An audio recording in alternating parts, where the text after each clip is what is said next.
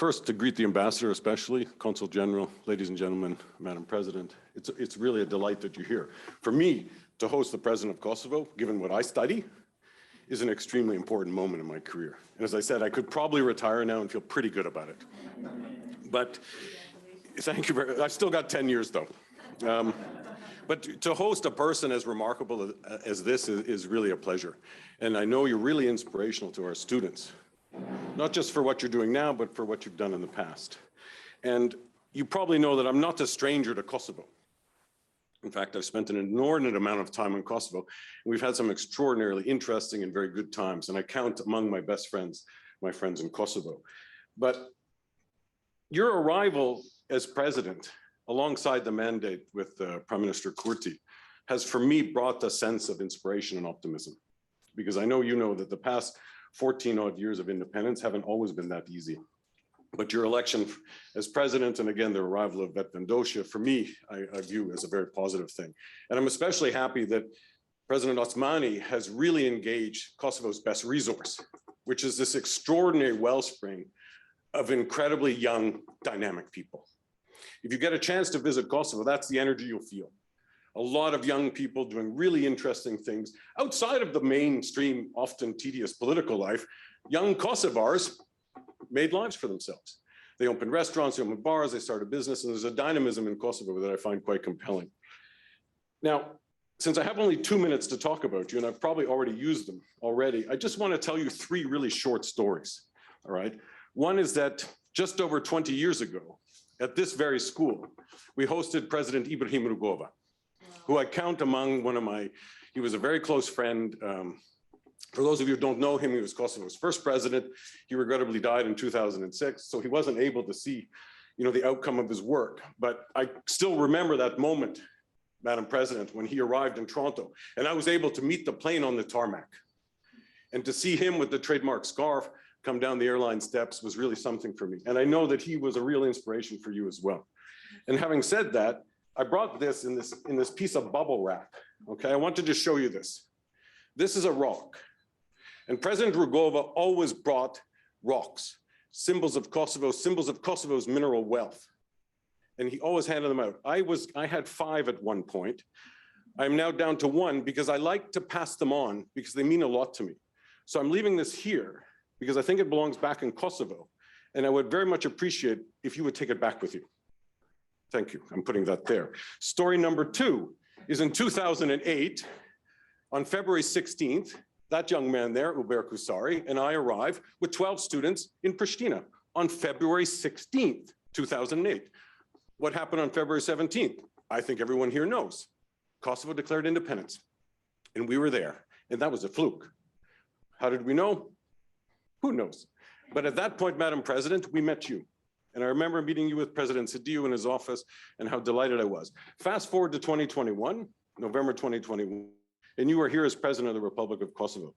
That gives me such a feeling of pride, of inspiration, for not just me as a scholar of the Balkans, but also for the young people of Kosovo who you've really led to a new direction. So I think I've more or less exhausted my 3 minutes. But I want to tell you just quickly again, if you study the Balkans, you see a lot of ups and downs, all right, especially in political life. But as I stressed already, Madam President, when you became president, when I saw the victory of Vetëvendosje, I felt that Kosovo had reached a well-deserved turning point. And I'm confident that you see the same, and I'm confident that we share the same vision for Kosovo, which is its Euro-Atlantic integration, a normal state functioning normally in the Balkans. Madam President, I'm so delighted you're here. The floor is yours. Thank you very much.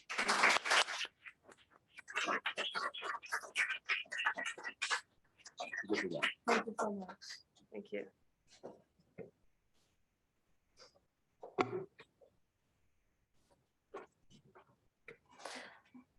Let me first and foremost not forget this. So I'll put it here. Thank you so much, Professor Austin. It's really a great delight to be with all of you here today. Even more so, to be standing at the same place, the same school where the founding father of our nation, President Rugova, was talking under extremely difficult circumstances at that time about how Kosovo deserved to be a sovereign, independent, and most importantly, a free nation. Not long ago, I was sitting in rooms just like this as a student, later on as a professor of international law and international relations. And I want to mention that not since the Cold War have these courses of study have been more critical and more necessary, especially because of what's going on in the past couple of months, not just in our region, but beyond. I was also in the room when my country was born. The Republic of Kosovo was born. And now I'm not only honored and privileged, but at the same time have the great responsibility of leading a nation that is ready to do anything to defend the freedom that we have today, which was achieved with so much sacrifice of so many people before us, including those that belong to our generation and are unfortunately not with us today. Every international relations principles converged on Kosovo, and it sometimes even generated norms that are part of your new books today. And today, my country, Kosovo, may not be making headlines, but the same way that the rest of the world were facing challenges such as domestic reforms, which are very much related to rule of law and creating new jobs, the very big challenges related to the pandemics, just like everyone else in the world, challenges related to climate change, and especially challenges that are related to malign influences from external malicious factors like Russia. So the global power shifts and the rising authoritarianism, which threaten the rule-based international order, are, of course, at the forefront of the challenges that we face.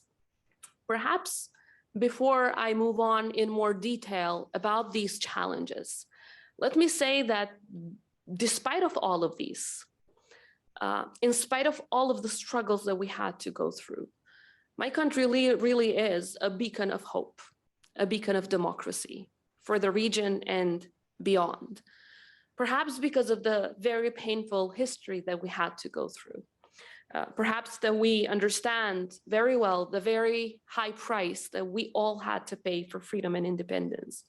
Or also perhaps because of the very specific legal and political circumstances under which Kosovo was created as a country, that today we understand that despite all of these challenges, the future really is bright. And it is bright for one very specific reason, which is the people of Kosovo.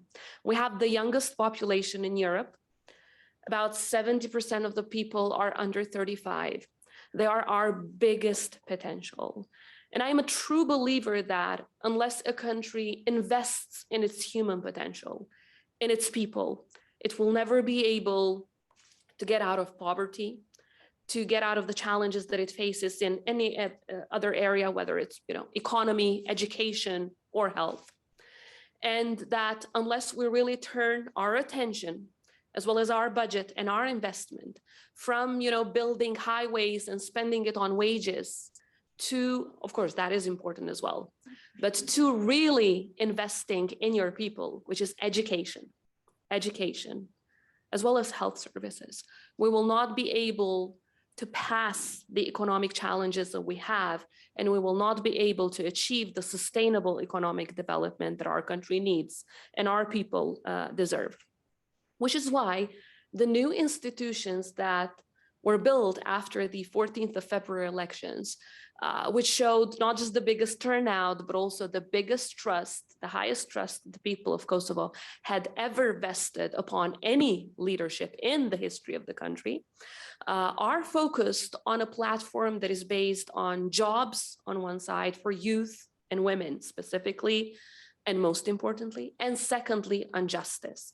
Perhaps let me stay a little bit on what do we mean by justice, this very broad concept. We really believe that unless there is rule of law, unless there is independent judiciary, unless there are fully independent, impartial security institutions who do their job in accordance with the law and only in accordance with the law, we will never be able to succeed in any other area, especially not in economic development.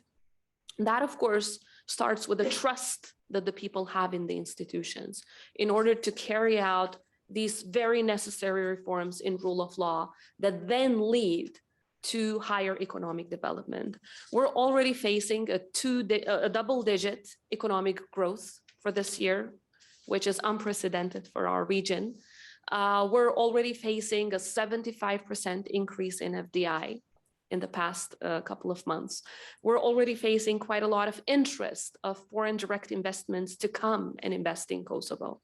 And all of this, I believe, is because of two main factors: because there is trust in the institutions, and because we're offering all of these foreign direct investors legal predictability, which is key for them to look at Kosovo, a country that is geographically located in Europe, excellent geographical location. So with all the nearshoring happening, of course, now after the pandemic, it is the best place to invest in, open businesses, especially export-based businesses, because of the very cheap labor, because of the very young population, because of the multilingual population who are very much tech savvy, that have turned Kosovo into one of the biggest tech hubs in the region, and who are really ready, being one of the most pro-American, pro-Canadian, and pro-European, well, the most pro-Canadian, pro-American, and pro-European nation on earth,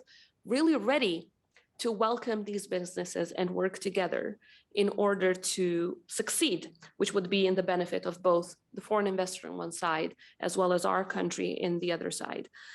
So we know that Kosovo may be small, but we truly believe that our potential is big. We have seen throughout history how countries, no matter how small they are, they can have a big impact in international relations. And they can also have a big impact on the example that they set, on important events around the world. And let me give you one. When the world was faced recently with the Afghanistan crisis after the fall of Kabul, Kosovo was the very first nation on earth to say that we will be admitting Afghan refugees in Kosovo until they find a permanent home. We partnered with the United States, first and foremost, to make sure that those who had applied for US visas until their procedures are done can stay in Kosovo. And secondly, we've partnered with NATO to make sure that those who were considered as NATO allies and their lives were now endangered if they stayed in Afghanistan can also come to Kosovo. The process has been going without any difficulty or fault. And we've done it for two main reasons. One, because we were refugees ourselves. We know what it feels like. We know what it is to have these doors open when you are forced to flee, because no one really chooses to be a refugee, but any one of us can become one. Any one of us. If someone really thinks that these kind of international crises just, skip someone or some specific place, unfortunately, we would be wrong. Because perhaps if you had asked people, many decades ago, whether they would foresee what happened in Syria or whether they would foresee what just happened in Afghanistan, probably most would say no. But the horrendous scenes that we're seeing are telling us that, unfortunately, sometimes lessons learned are also lessons forgotten. But for us in Kosovo, it is important that the words "never forget" have never been just a slogan. They've meant everything to us. So if we get a chance to help out, to lend a helping hand to those in need, to those who have been expelled from their homes, separated from their loved ones, forced to leave the house where they were born and raised, if there's one nation that will help, no matter how small we are, that will be us. Because today we're alive, we're sovereign, independent, and thriving, obviously with lots of hurdles on the way. It is because we had friends by our side. It is because we had friends like Canada, who opened doors to around 8,000 Kosovo refugees, who are now thriving all around, Canada, and other friends around the world, all the way to New Zealand, that were there for us. And not just back in 1999 when the war was going on, but also afterwards, in the dark days, in the bright days, every single step that we made. We had friends like you. We had friends like Professor Austin, who made sure that they were our voice when we had no voice, who made sure that the voice of the people of Kosovo was heard in every table, in the parliaments around the world. And that really opened doors for us. And when you're heard and you have that chance to tell the truth about what's going on in your country, and when you really cherish these friendships, then miracles can happen, like they did in the Republic of Kosovo, my country. So the second reason why we did what we did with Afghanistan was because we truly believe that there is power in partnerships. Our power truly lies in the friendships and the partnerships that we create around the world. None of us will be able to be successful, no matter how big or small, in the challenges that I mentioned, from the pandemic to climate change, unless we really work together. No country can be skipped from these unfortunate disasters. And while these may be, of course, very much also related to the actions of mankind, but at the same time, it is shown that unless we work together, we will not be able to challenge either future pandemics or future risks to international orders and security, which is one of the challenges that our region is currently facing big time. So that brings me to perhaps the final point in this introduction, because I really prefer to interact and answer questions rather than just having me talking and you listening.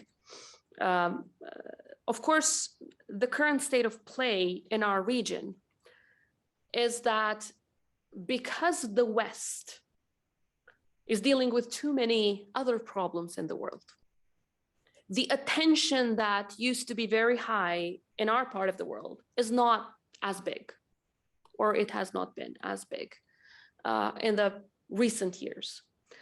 There are actors who use that opportunity, like Russia and China. So Russia has been increasing its malign influence, which, as I always say, turns into malicious influence because it ends up with people being killed. Now, let me mention a couple of examples how this has been done. Obviously, by militarizing parts of our region and by using Serbia as their trampoline of destabilizing the region and increasing the influence in the Western Balkans, which is part of the European continent. Secondly, by using the so-called vaccine diplomacy, but at the same time, paying so much money for disinformation campaigns for not to get vaccinated, which is why it becomes malicious, because it ends up with people dying. And thirdly, through economic influence as well as political influence, and by blocking countries like Kosovo from becoming part of international organizations, which in turn would make the people of Kosovo, Albanians, Serbs, Turks, and others benefit from these memberships. Because when you're a member of Interpol, let's say, the end beneficiary are the people, because as a country, you are successful in fighting cross-border crime. If you're a member of, let's say, the Council of Europe, something more regional, it is the people of Kosovo, no matter their ethnicity, who really benefit from it, because they can take cases against their own institutions all the way to the European Court of Human Rights if human rights are violated. If you are part of the WHO, you have quite a lot of, benefits in terms of how you communicate on issues like the pandemic, the vaccines, and so on and so forth. So obviously, Russia has been blocking us, and they have been militarizing Serbia with MiG-35s and all kinds of missiles and drones, because they have one specific very specific aim. And the aim is not necessarily Kosovo. The aim is the United States, countries like Canada, and the values-based systems, which are the EU and NATO. Because by keeping a destabilized Western Balkans, they make sure that we cannot get to the EU and NATO. And by not getting to the EU and NATO, they make sure that they're attacking the value of the European Union as a united project, which will never be complete unless the Western Balkans really join it. And they attack NATO, not just as a security and military organization, but on the values that it represents. So this is not some little kids quarreling there. Bosnia versus Serbia, or Serbia versus Kosovo, or Montenegro, and other countries that are being destabilized by Russia ultimately through Serbia. This is Russia, Russian autocracy versus the democracy that all of us have achieved together. And we should understand it as such. That's why what's happening in Kosovo and Bosnia and Montenegro today should never be seen as far away from home. Because ultimately, it's about the values that this country has brought to our part of the world. It's about attacking those values. But let me conclude on this, now really conclude. They will not be successful on that. It is in the spirit of the people of Kosovo to defend at any price the values of democracy, human rights, and rule of law that we have achieved. And you will especially see that restless spirit in the youth of Kosovo. It is our job now, as the new leadership of Kosovo, to make sure that we create the kind of opportunities and perspectives that the people of Kosovo really deserve, so that none of them really go through what our generations had to go through in order to achieve the freedom of independence that we today have. Having said that, of course, challenges are immense, but the hope is even bigger. And our perseverance is even bigger than that. For that reason, I do hope that with friends like yourselves by our side, we will succeed and prosper, and all of these successes will be our joint successes, not just Kosovo successes. Let me thank you for your attention, and I really look forward to answering your questions.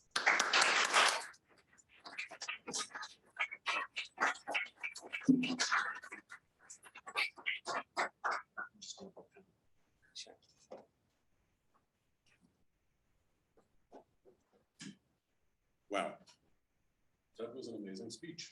And once again, inspiration. So we have about 35 minutes for questions. We have an audience mostly of students. And now is your chance. We also have a webinar audience. There's that word again. It's one of these words I just really wish didn't exist. That and synchronous and asynchronous. Also words I'm banishing. So students get a bit nervous, Madam President, when there's a president. So I also promised them a couple of photo ops after, if that's okay. Absolutely. So you know, I've taught at universities for quite some time. I've spent more time with students than in politics. So please, no nervousness whatsoever. Yes. Feel free to ask any question you want. I'm going to go with Sir Graham Watson, who's not a student, but he's a dear friend. And I mentioned he's just stepped down as a member of the European Parliament, as a very decorated politician, historian, and liberal activist. And then it'll go to you, Masih, in the back there. Okay, so Sir Graham, please, the floor is yours. Thank you, Robert, and President. Thank you for your presence here and for your words of wisdom. Might I ask you about your people? You have been part of many empires over history: Roman, Bulgarian, Ottoman, Serb, Austro-Hungarian, Yugoslav, and so on. Do your people feel that coming into the orbit of the empire, which is the European Union, that they are being offered greater hope and greater opportunities than they have in the past? And if not, what can you do to instill in them that sense of hope? Thank you. it is not just my belief, but something that has been confirmed in recent polls as well.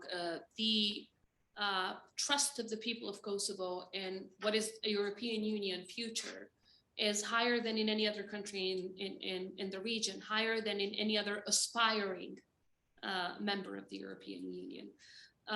Obviously, there is some discontent as well, because the European Union had promised that there would be visa liberalization for the people of Kosovo if Kosovo had fulfilled all criteria, which happened around almost 4 years ago. But the EU is not to be seen yet on that decision, which is unfortunate, and it's really hurting the EU's credibility rather than, you know, our aim to join it. But the people of Kosovo believe that this is where we belong in the European Union, both because of the hopes and the opportunities that it offers. Now, we do understand that there's quite a lot of enlargement fatigue happening, but first and foremost, we see the EU based on the principle of fundamentals first, which is the values that it represents. Perhaps because to get to where we are today, which is a country where human rights are protected, where democracy is cherished and instilled and worked on every day to achieve more and more, when rule of law is the fundamental reform of and precondition for every other success, that is why we cherish these values more than anyone else. And we believe that the EU should look at these and look at aspiring countries also based on the values that they represent. So there should be no EU money unless you really also represent EU values. There should be, the EU should not be seen simply as a cash machine. If you're an autocratic regime that is violating every EU principle on good neighborly relations, on rule of law, you're not fighting corruption, actually, if you're a country that is involved in these kind of negative phenomena. So there is quite a lot of hope about the opportunities that the Union represents, but mostly it's because we believe that within the European Union, the values that we fought so hard to achieve would be protected, because we really think it's about fundamentals first. It's about the human rights and freedoms. It's about democracy. And once you really achieve these, it's about diversity. It's about non-discrimination. Once you're doing well in these, obviously, we believe that you will be doing better in economy as well. And economy is of course, another reason why the European Union is seen as you know, the hope of so many people. But finally, it's because where we belong, you know, we are European by identity. Since, you know, centuries and centuries ago, the people of Kosovo have fought to defend these values when they were at danger, even during those occupations and empires that you did mention. Thank you. Merci. You're gonna, Merci, please use the microphone. And say, I know most of the people in the room, Madam President, this gentleman comes to us from Afghanistan. So, Nice to meet you. Hello, Madam President. First of all, it's an absolute pleasure to have you here. And I'm truly humbled to see you face to face. And as Professor Austin mentioned, I'm one of the people and immigrants who live in Canada from Afghanistan. And I just wanted to use and take this opportunity to not ask you any question, but on behalf of my people, to thank you and the people of Kosovo on what you did for my people. For some and for most people, they might not realize the enormous, the absolute magnificence of that help. But for us and my people, that's something beyond any word can explain.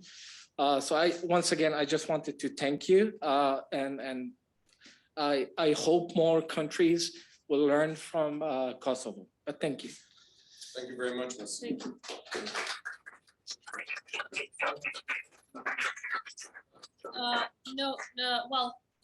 First of all, I wish you, your family, and all the people of Afghanistan all the very best. As I said, no one can understand what everyone in Afghanistan is going through better than us, because the political circumstances might be entirely different, but it's the human suffering that it's the same. It's the human suffering that we absolutely understand. I recently visited the families from Afghanistan that are staying in Kosovo, and obviously we welcomed them a couple of times, but there was one thing that all of these families and their kids were saying. They said, we never expected to feel so welcome. And the point is, we wanted to make sure that happens because the experience that one faces as a refugee shapes you for the rest of your life. You know, I was a refugee myself. And after being an internally displaced person for quite some time within Kosovo, we finally managed to leave during the war in May 1999 to Montenegro, which is a neighboring country. We were put in a camp where there was nothing else except for the tent, actually. But it felt like the most beautiful place on earth because you were safe, because you didn't have a machine gun on your head, because you knew that no one's coming to kill you there. So I want to say again that we really understand, and I just hope more and more people around the world would.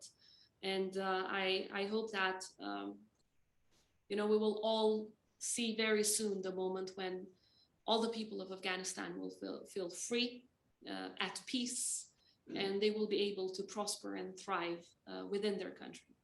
Thank you. Wonderful. Would you like to come to and then the woman at the back? I don't recognize you because you're far away, but then you'll be next, okay? And I have some questions from Zoom land too, but we'll leave them outside for a bit. Zoom land. Morgan, please. Good morning, Madam President. It's an honor to meet you today. So you talk about the education, especially like of the youth, but also of women.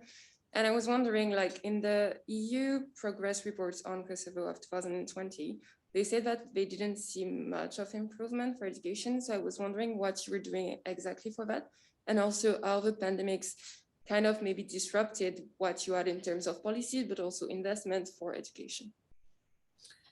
Yes, well, 2020 has been a tough year because obviously because of the pandemic, but also because Kosovo changed government. So the first 6 months were of a different government, and the second 6 months were of our institutions. Obviously because, well, there was a complexity after this previous government was taking power. The Constitutional Court decided that it was not in line with Constitution. So in those circumstances, not very much was done to push forward reforms. Furthermore, once the new government, our institutions were elected, the entire focus was on the pandemic because we found the institutions with 0 vaccines. We were the last country in Europe to start vaccination, and now we're the leading champion in the region in terms of the vaccination percentage and how the process is going. Also, I believe it is because not, of course, only part of the reforms that were undertaken were in the progress report because they only cover certain periods.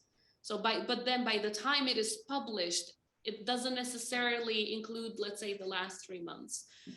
In these 6-7 months that we've been governing, the reforms in the area of rule of law are immense. And at the same time, you know, the economic numbers that I'm mentioning are from World Bank reports. They're not just ours. They have been confirmed by the World Bank as well. So economically, I think, you know, we have reasons to be hopeful, but it's very much linked to, as I said, one, trust in the institutions, and secondly, rule of law and the legal predictability that you offer to businesses, whether they're local or international. The more that happens, the more the employment opportunities will increase. When it comes to women's rights, let me perhaps start with the more negative to go to the positive developments. We are all aware that just like everywhere else in the world, the pandemic has also actually increased what we call a shadow pandemic, which was domestic violence. It has happened everywhere in the world. Unfortunately, it has happened in Kosovo as well, which is not why we're tirelessly working. And this has become a top priority for our Ministry of Justice to make sure that the chain of reaction from the police officer that reacts to the social workers, to the prosecution, to the court, there are immense positive changes so that the state does not react too late. In most cases, it's because the reaction is too late. Sometimes because those who commit domestic violence are taken for an interview, left, free, and then they continue, they become recidivists, and at the very end, it might also end up in murder. So this is a big problem. The second big problem that we're working on is the economic empowerment of women, because I think it's part of a transformational cycle. Once you're economically independent, you don't stay there if there's domestic violence. You can also empower your children. You can also make sure that they go to early childhood care, which according to World Bank data, again, if you spend even one more year in early childhood education, you are 40% more productive during your youth age. So all of these, of course, are things that are happening, but at least I don't know a country that has managed to entirely transform a country within 6 months. Neither will we be able to do that. But reforms are happening at a record pace. And thirdly, to be able to have an independent and judiciary, we are starting a vetting process for judges and prosecutors to make sure that independence and impartiality and integrity are the core of our system. Because a country cannot stand on its own feet and succeed if it doesn't have an independent judiciary. And the positive point at the end, look, the people of Kosovo made a woman the most voted person in the history of the country. They entrusted a woman as to be their president, the highest representative. And I think this has shown an emancipation of the society of Kosovo that we have not seen before. It was the people of Kosovo that chose the highest number of women in the parliament compared to any other legislature in the past. It was the people of Kosovo that supported the highest number of government ministries led by women compared to any other government in the past. But I don't think any one of us should be happy with the seats that we have and the positions that we have unless we can successfully use them to really deal with the challenges that every woman in our society is facing, whether it's a housewife or a businesswoman, whether it's in the rural areas or in Pristina, the capital city. Only if we can actually remove these acute problems that every woman in our society is dealing with should be fulfilled for the positions that we have. But I think in politics, the transformation is happening, which shows that the society is ready. Sometimes, political parties are not ready or businesses are not ready, but the people are ready for the equality that they deserve. Because, it's not just the right thing to do, morally speaking, it's the smartest thing to do economically. If you're not using the economic potential of 50% of your population, which is the women, you're losing out. You're losing out budget that you could use to invest, in different kind of areas so that your country can economically prosper. Thank you. Yes, right in the back. I see lots of hands. Students I'll get to. It's Isabel next, and then Sarah. Hello, Madam President. It's a great honor to have you here. My name is Anisa. I am from Albania, and actually I am an archaeologist, prehistorian, and as a prehistorian working in the Western Balkans, and especially recently in Kosovo, I would follow up with a question related to education. So from my research, I've understood that archaeology has greatly have been used by politicians to make some decisions, which oftentimes have had bad consequences related to Kosovo or either Albania. So working in the western part of Kosovo since 2018, we have found a great amount of artifacts which are incredible. And I wanted to ask you of what are your plans on increasing these international collaborations and investments in research so we can have more publications, and so that was my question. Thank you. Thank you. As I said, I think that our country will really tackle the economic problems once we truly invest in education as the top priority of the institutions. That has started to happen. Obviously, not everything is happening right now, But from archaeology to law, economics, or science, STEM, there will be more investment in education because that's how a society is transformed. When it comes to artifacts and international collaboration, I think first and foremost, it needs beyond just being a political priority. It takes, having been a university teacher myself, it takes quite a lot of initiative from people who are part of these universities. I mean, your professor brought you to Kosovo because there's initiative about, you also learning from practice and seeing for yourself what has happened in a country that you see in your history or international relations books. And I think in this case, it also requires quite a lot of initiative from the universities that deal with these projects so that this collaboration can increase. And finally, I think it only makes it more necessary for us to step up efforts to become part of UNESCO. We're the most ancient people in that part of the world, as you know. And obviously the artifacts are immense.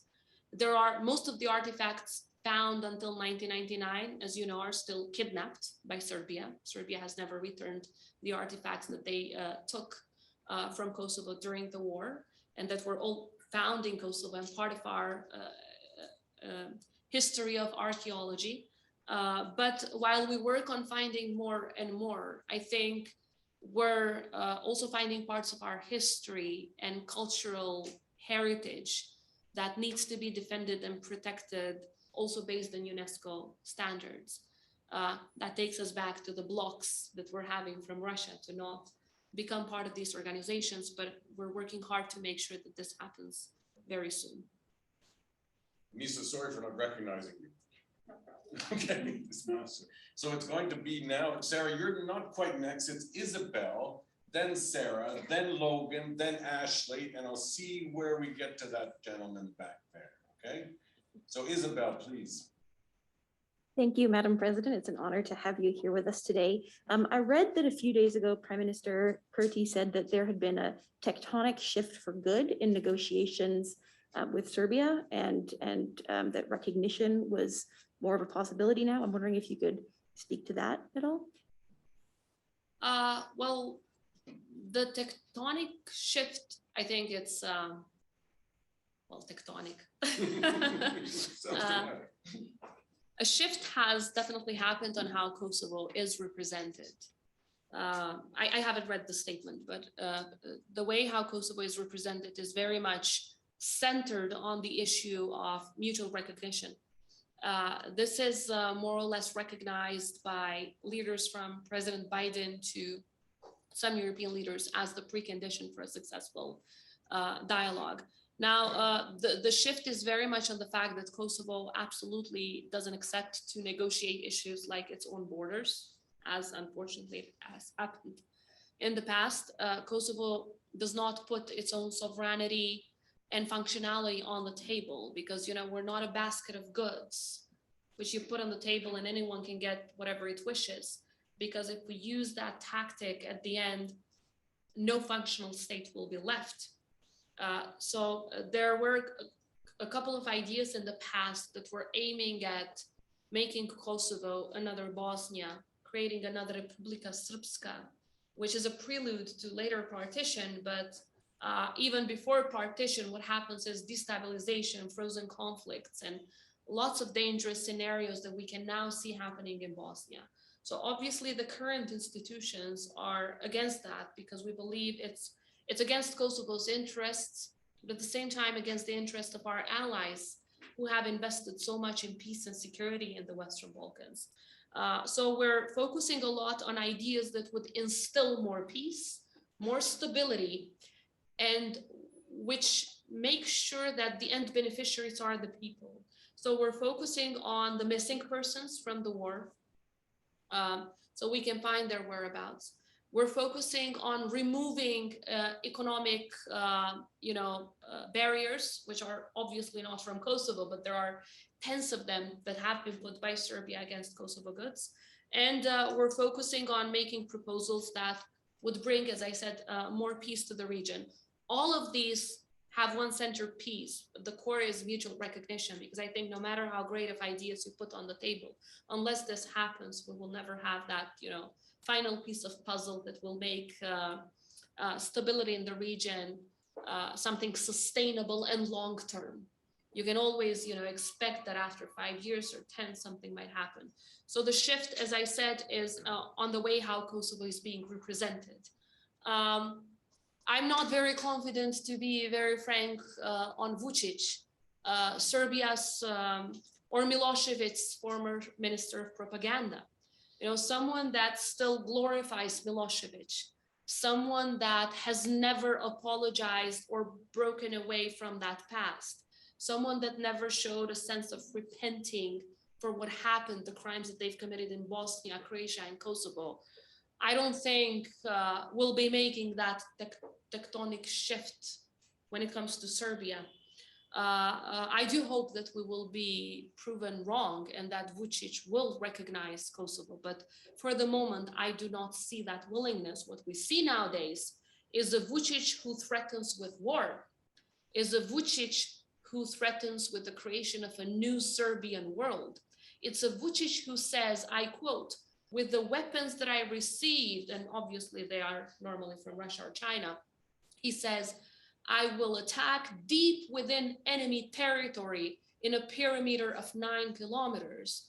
And guess what? There are 8 countries within that perimeter, 6 out of which are NATO members. So, I mean, he's very open on what his intentions are, both in rhetoric as well as in actions, both in Kosovo as well as in Bosnia, nowadays even in Montenegro with their meddling. So destabilization is their intention. I do hope that the European Union and other partners of Kosovo, like the United States and Canada, will be very clear on their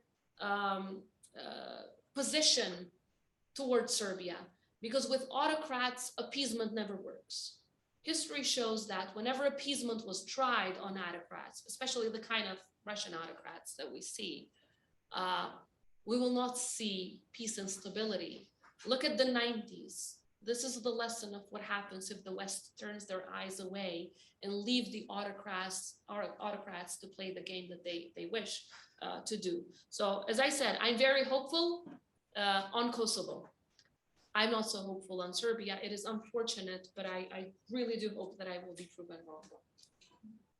That would be Sarah Green right now. I'm trying to alternate, Madam President, between grad students and undergrads. All right. So there's Sarah, undergrad.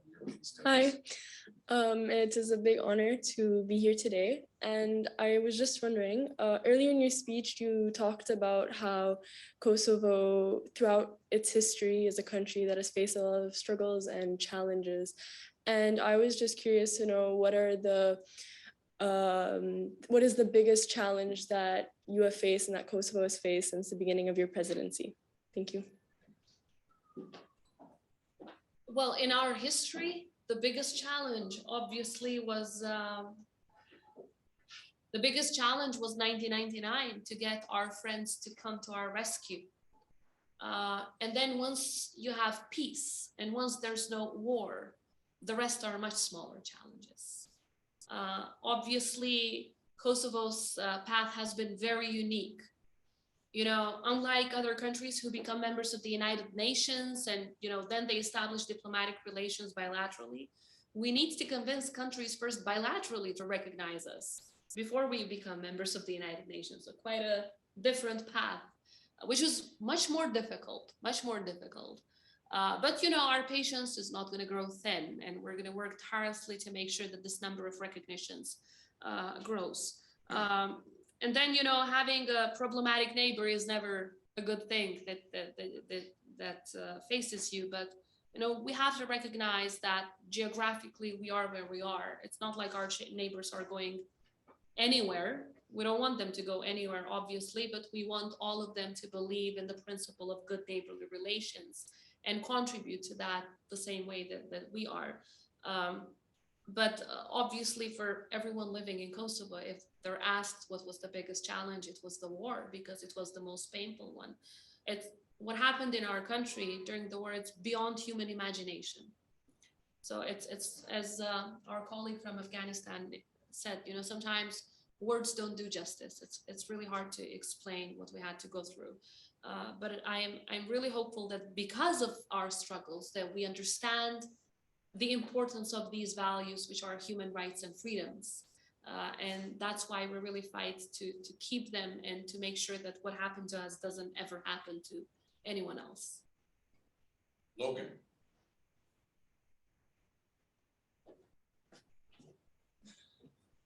Yeah, I just wanted to thank you first for coming here, Madam President. It's a real honor for all of us. In Europe, especially recently with Poland and Hungary, we see that the big fight right now in terms of the rule of law is fundamentally, I think, based in LGBT rights. So I've heard that there was a civil partnership law that was being drafted in Kosovo, and I was just wondering, what's the status of LGBT rights in Kosovo? And because, the European courts have said, recognition of same-sex relationships, whether it's a civil partnership or hopefully a marriage in the future, I just wanted to know, where is Kosovo right now and where do you see Kosovo heading in the future?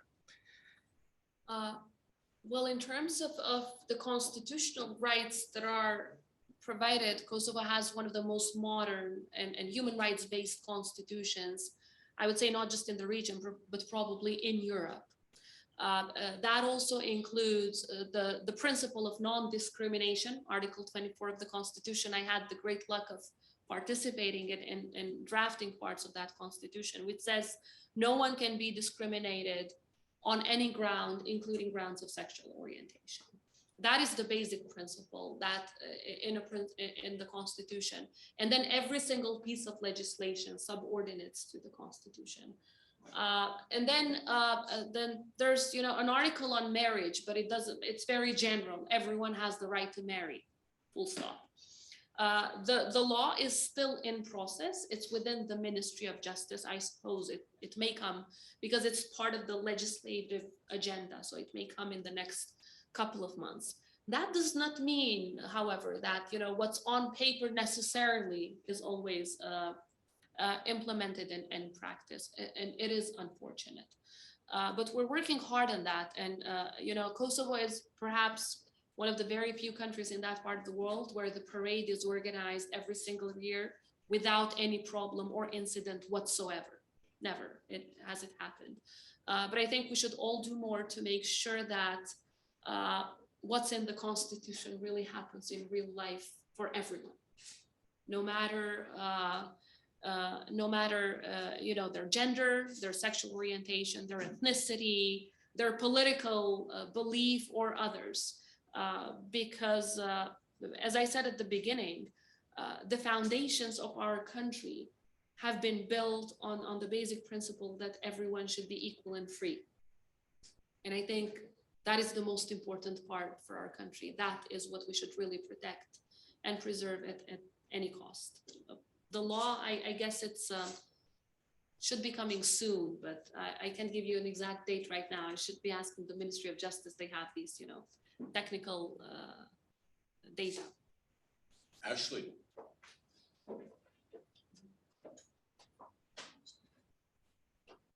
You choose yours. Thank you, President, for joining us here today. I really appreciate your presence, and it's been wonderful to hear you speak. My question is regarding sexual trauma survivors from the Kosovo War. I know your administration has already done quite a bit of very important and very empowering work for survivors, and I'm hoping that you can elaborate a little bit on what you've done and what you hope to do in the near future. Thank you for this extremely important question. Around 20,000 women were raped in Kosovo by the Serbian regime as a tool of war, which is a great portion of our population. And unfortunately, this was not the only crime that was committed against them. There was quite a lot of stigma in the society after the war. And it's been years that we've been fighting that stigma.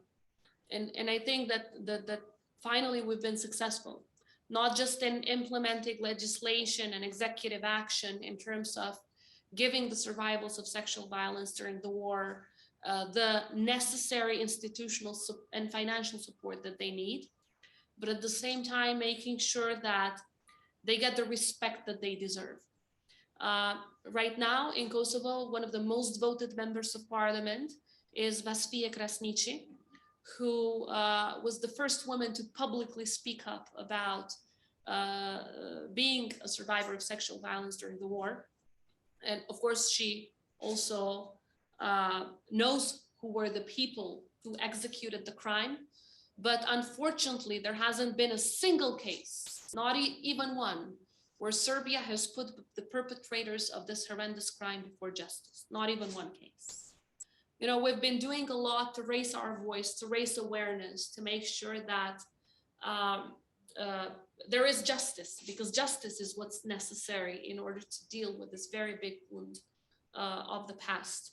But it is unfortunate that nothing has been done by the side of Serbia. There are some, women that have been raped during the war in Kosovo that now live in Canada. They have also been very outspoken about the crimes that were committed against them. They are one of the biggest prides of our country. The way how they've turned their pain and their struggle into hope is a big lesson to each and every one of us.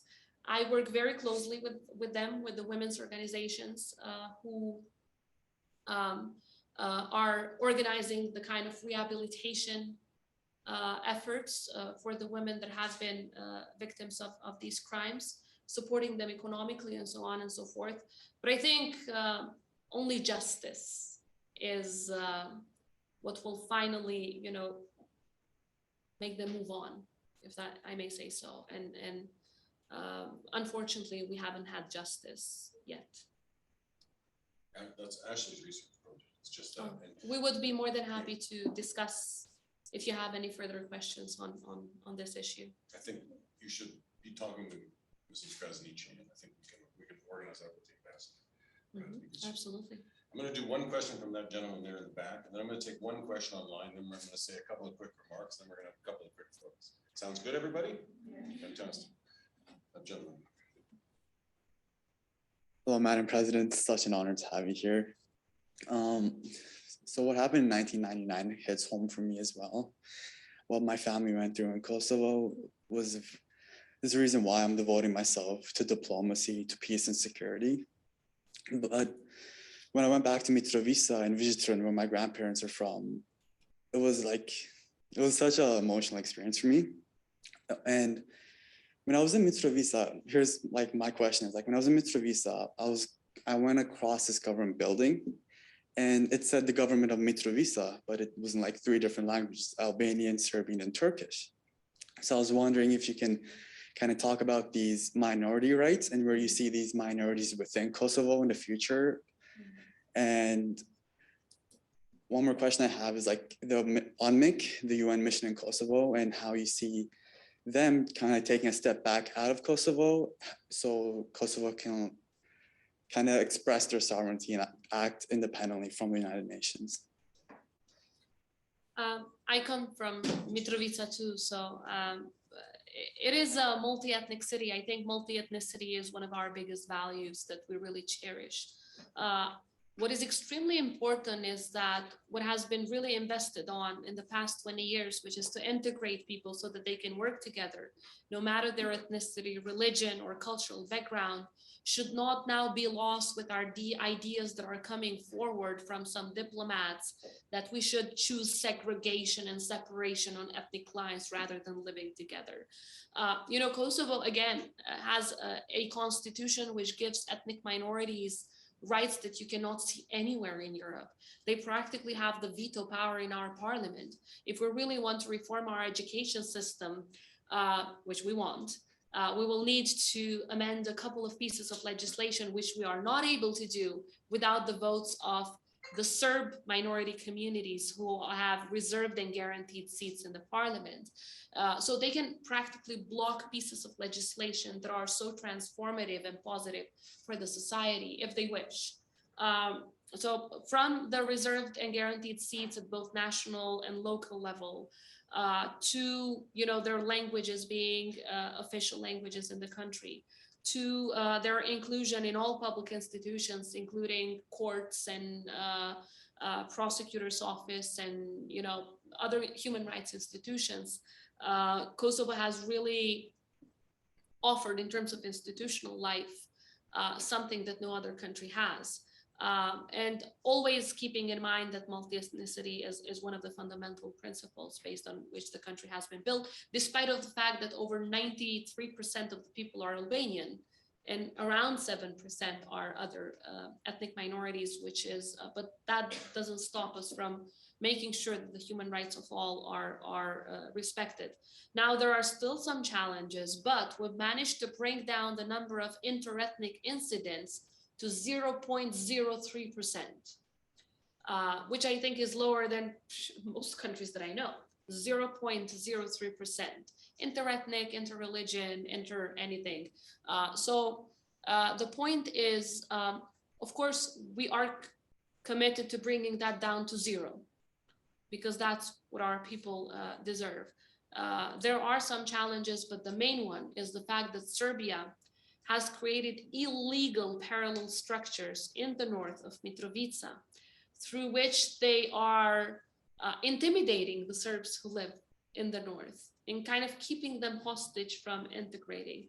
And they've made this kind of a rule of law issue. It's not an interethnic problem anymore. It's a rule of law problem, because if gangs that are supported and financed by Serbia continue to spread hate speech and threat civilians simply because they want to work with the institutions of Kosovo, simply because they want to have a free and equal life within Kosovo and integrate in the Kosovo society, obviously the problem becomes one of rule of law as well. And that's why we're working tirelessly to fight these gangs. And the fight now is multi-ethnic, because police officers, Albanian and Serbs together, they fight crime. Judges, prosecutors, Albanian and Serbs together, they fight that kind of crime. It's still perhaps too early to be too optimistic, but I do have a dose of optimism that we will be successful if we continue like this, because there should be no negotiation with criminals. And we should really be decisive on this one, because that's how we will make sure that the process of integrating all minority communities within all areas of society is going to be successful. Thank you. I think on that note, ladies and gentlemen, I'll just make a couple of concluding remarks and then we'll have a few photos. But I just want to reflect on a couple of things that you mentioned. In 1999, I was in Kupis. And so we did an enormous project with the US government to talk to refugees. As I mentioned, Uber Kusari, that young man there, started this annual pilgrimage with students to Kosovo. I can't even remember how many times we went, but we had an enormously important, and as you said, experiential learning for students is really the key. And I want to put that out there because I know your commitment to university education and the commitment of the Monk School as well is we welcome students here too. We'll continue to visit Kosovo. But what I want to say about your remarks is that we stopped traveling to Kosovo because the conversation started to become under the old elite, let's say, including UNMIK, including EULEX, started to feel a bit circular, that the conversation had taken on a repetitive nature, Madam President. What I want to say about your election and also the election of Vet Ventosia, and listening to you today, and coming back to my earlier remarks about how inspirational is, I really feel that you have broken that circular conversation. And I think that's a major, to come to tectonic shifts, Madam President, that's a tectonic shift because everybody was talking the same talk. EULEX, UNMIK, the local elite. You know, I could leave that conversation and come back 5 years later. And the conversation would more or less be the same. So what you told us today, mostly students, really gave me the feeling of optimism and empowerment that I think is resonating not just in this room, but with the young people of Kosovo. So I do believe we're at a turning point, and you have our full support here at the Monk School of Global Affairs. So thank you so much for coming. You made my day, you made my week, you made my career. Thank you.